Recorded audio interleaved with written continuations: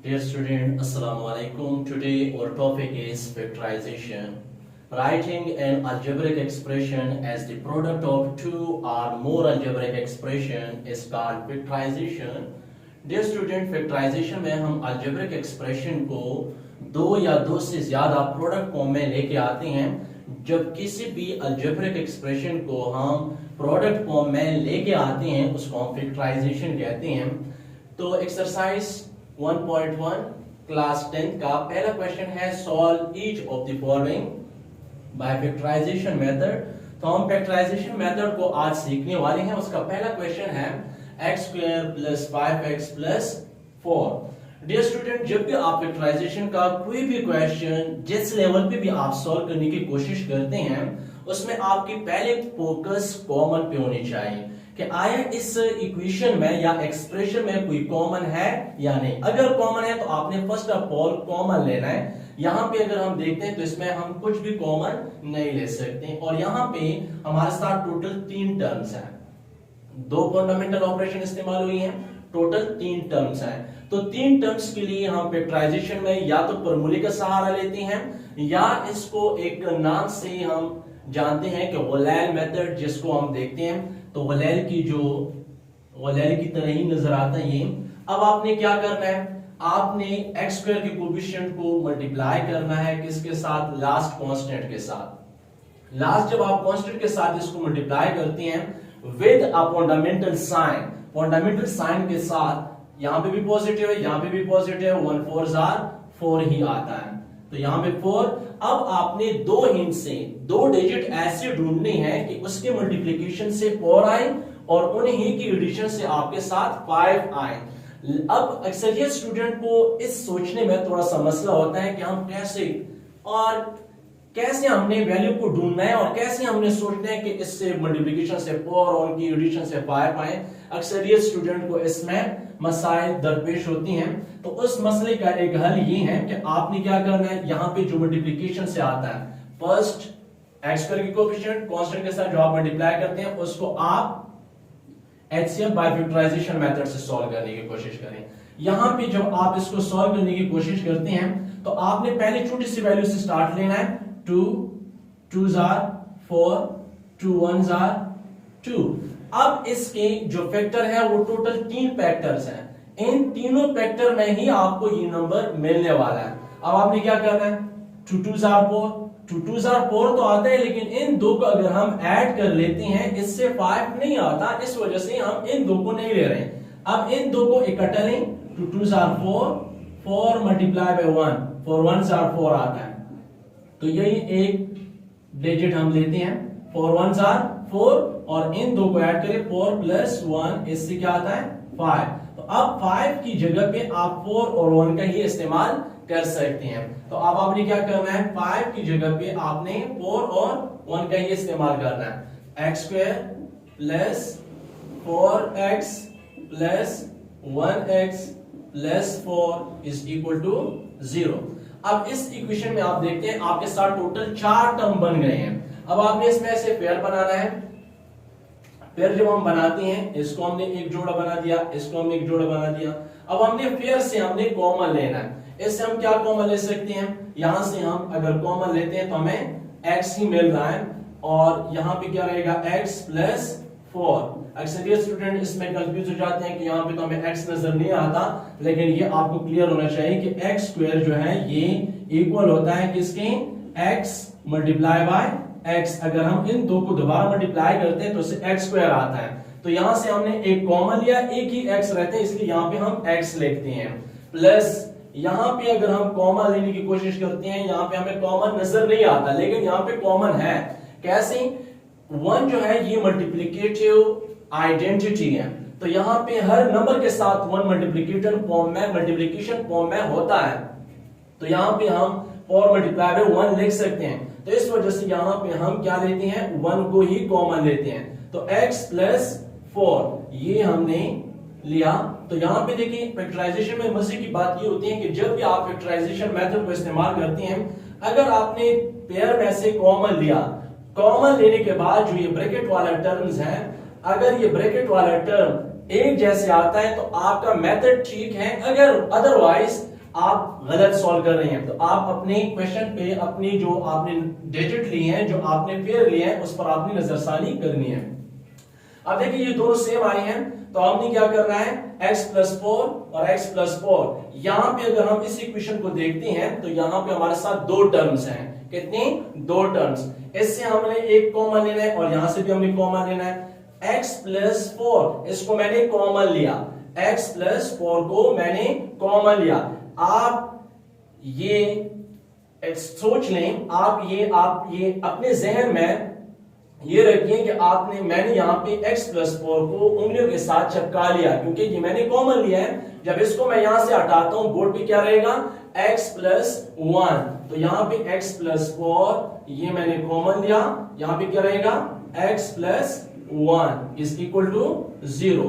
अब यहाँ पे हमारे साथ दो नंबर का, दो डिजिट का, दो नंबर का हमारे साथ प्रोडक्ट 0 के बराबर आता है। तो यहां पे हम एक थ्योरी इस्तेमाल करते हैं जिसको हम कहते हैं by zero factor theory. By zero factor theory, by zero factor theory. अक्सरियत स्टूडेंट जीरो फैक्टर थ्योरी को भी नहीं जानते। यहां पे हम इसको भी क्लेरिफाई करेंगे कि जीरो फैक्टर थ्योरी क्या होता है, a dot b is equal to 0। जब दो नंबर का प्रोडक्ट 0 के बराबर आता है तो हम यहां पे हमारे जहन में तीन क्वेश्चन बनते हैं। तो तीन क्वेश्चन कैसे?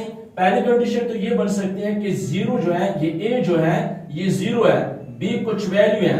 अगर a 0 है और b कुछ वैल्यू है तो यहाँ पे a 0 मल्टीप्लाई बाय b ये हमारे साथ क्या रहेगा, 0 के बराबर। क्योंकि अगर हम 0 के साथ किसी भी नंबर को मल्टीप्लाई करते हैं उससे रिजल्ट 0 आता है। फिर नेक्स्ट कंडीशन में हम कहते हैं कि नहीं, हमारे साथ a कुछ वैल्यू है लेकिन b हमारे साथ क्या है, ये हमारे साथ 0 है। अगर b 0 है और a हमारे साथ कुछ वैल्यू है तो a मल्टीप्लाई बाय 0 से अगेन 0 ही आता है। अब थर्ड कंडीशन हमारे साथ ये है कि आया ये दोनों भी 0 तो पॉसिबल है, a भी 0।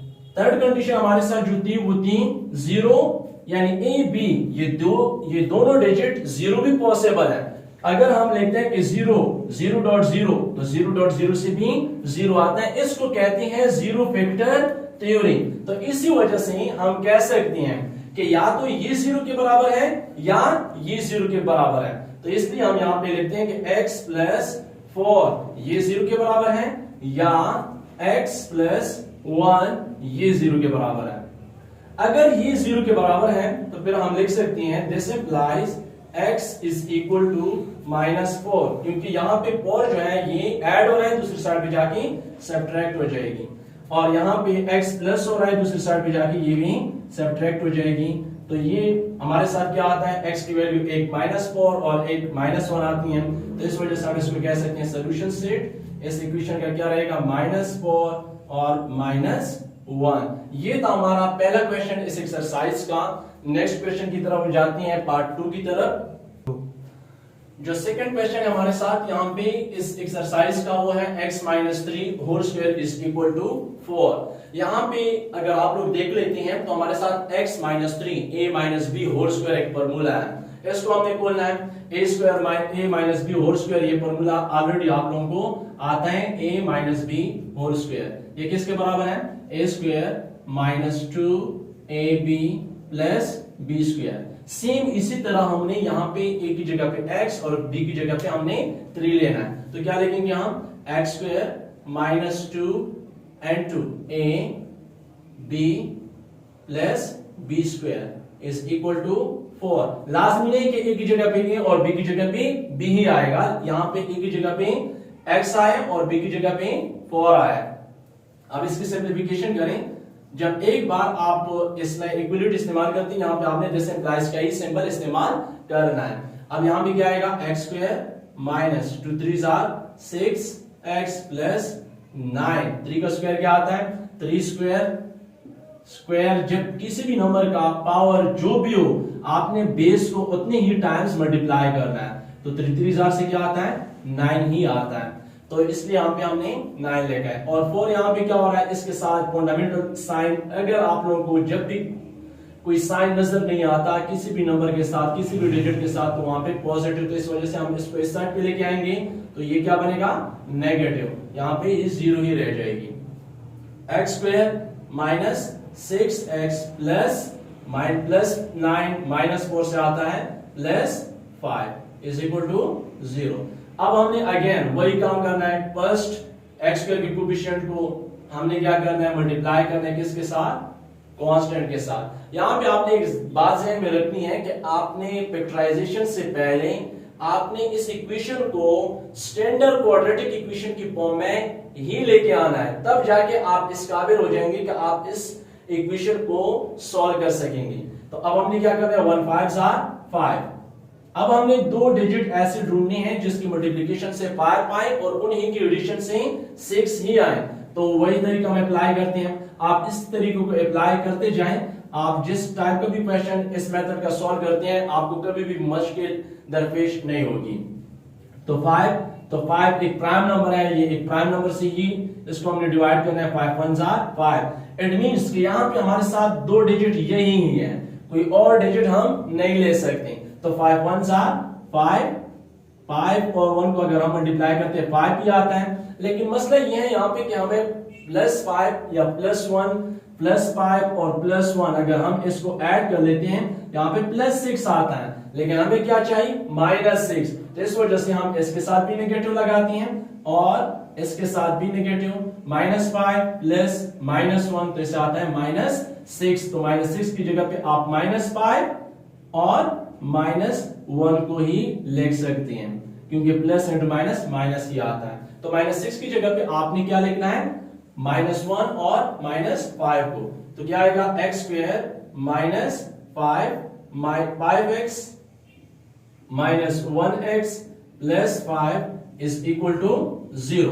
अब हमारे साथ चार टर्म बन गए, यहाँ पे चार टर्म है, x को हमने पेयर बनाया और इसको भी हमने पेयर बनाया, इससे हमने कुछ कॉमन लेना है और इससे भी हमने कॉमन लेना है। यहाँ पे हम क्या कॉमन ले सकते हैं, x, जब हमने x कॉमन लिया तो x -5, यहाँ पे माइनस जब भी शुरुआत में आती तो आपने माइनस को मस्ट कॉमन लेना है। तो यहाँ पे अगर हम -1 कॉमन लेते हैं तो यहाँ पे अंदर वाला जो साइन है ये चेंज हो जाएगा। अक्सर ये स्टूडेंट्स इसमें गलती करते हैं, जब हम यहाँ पे माइनस कॉमन ले लेते हैं, माइनस वो तो कॉमन ले लेता है लेकिन अंदर वाला साइन वो चेंज नहीं करता। यहाँ पे जब आप कॉमन लेते हैं तो इसमें चेंज आता है, यहाँ पे -5 इज इक्वल टू 0। अक्सर ये स्टूडेंट के ज़हन में क्वेश्चन आता है कि ये कैसे -5 भी आता है यहाँ पे, क्यों? क्योंकि अगर हम -1 को अगेन यहाँ पे मल्टीप्लाई करते हैं, -1 मल्टीप्लाई बाय x से क्या आता है, -x, minus into minus plus 1 multiply 5 plus 5 again यहाँ पे आता है।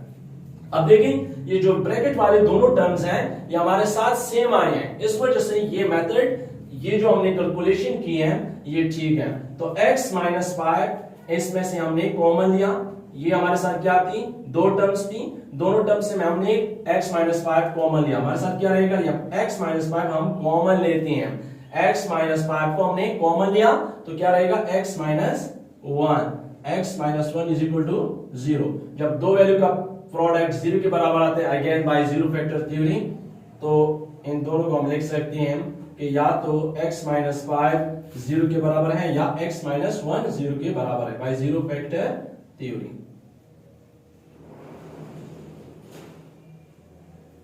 x -5 इज इक्वल टू 0 या x -1 इज इक्वल टू 0। तो x किसके बराबर है, +5 और यहां पे x इज इक्वल टू +1 के बराबर है। तो सोल्यूशन सेट हमारे साथ क्या रहेगा, solution set is equal to 1 और 5। उम्मीद है डियर स्टूडेंट, उम्मीद है कि आज का लेक्चर जो फैक्टराइजेशन के मुतालिक था वो आपको क्लियर हुआ होगा। अब फैक्टराइजेशन के मुतालिक जितने भी क्वेश्चन हैं यही मेथड आप अप्लाई करते जाएं, इंशाल्लाह आपको बहुत ही फर्क महसूस होगा। नेक्स्ट वीडियो तक हमें इजाजत दीजिए, अल्लाह ने के बाद।